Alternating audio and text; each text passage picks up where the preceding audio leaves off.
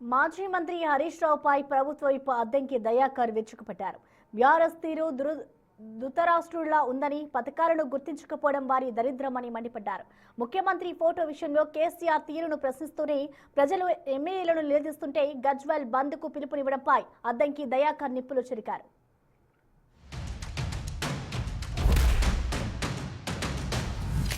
ఇవాళ మీరు చేస్తున్నటువంటిది కేవలం ఆ ఎస్సీ ఎస్టీల నోట్లో మట్టిగొట్టే ప్రయత్నం చేస్తున్నారు. మీరు ఇచ్చిన హామీ అమలు చేయండి, మేమేం అడుగుతలేం. మీరే చెప్పిండ్రు ఎస్సీ ఎస్టీలకు పట్టాలు ఇస్తామని. ఇస్తారా ఇయ్యరా? ఎస్సీ ఎస్టీలకు పట్టా భూములతో సమానమైన నష్టపరిహారం ఇస్తామన్నారు. ఇచ్చిన మాట నిలబెట్టుకుంటారా నిలబెట్టుకోరా? అంటే అధికారంలో వచ్చేదాకా ఒక మాట, అధికారంలో వచ్చిన తర్వాత ఇంకో మాటనా? ఓడ దాటేదాకా ఓడమల్లప్ప, ఓడ దాటినాక బోడమల్లప్ప కథనా ఈ కాంగ్రెస్ కథ? ఇప్పటికైనా ఈ చిల్లర కార్యక్రమాలు మానండి, భూముల వెంట పడకండి, పేదల భూములు లాక్కోకండి. మీరు తిరిగి ఇచ్చేదాకా, ఆ రైతులకు న్యాయం జరిగేదాకా బీఆర్ఎస్ పార్టీ రైతుల పక్షపాతిగా రైతుల వెంట నిలబడుతుంది. ఒక టెన్యూర్కి ఇచ్చిన గ్యారంటీలా, లేకపోతే 100 రోజులకు ఇచ్చిన 100 రోజులకు ఇచ్చి మొదలైనవి మీ కండ్లకు కనరావాయి.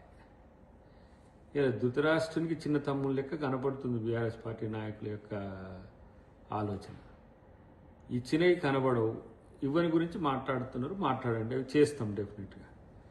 కానీ ఇలా రేవంత్ రెడ్డి గారిని రావణాసురుని లెక్క, లేకపోతే విలన్ లెక్క చిత్రీకరించే ప్రయత్నం చేస్తే కుంభకర్ణుల్లా వండుకున్న మీ మామ పరిస్థితి ఏంది?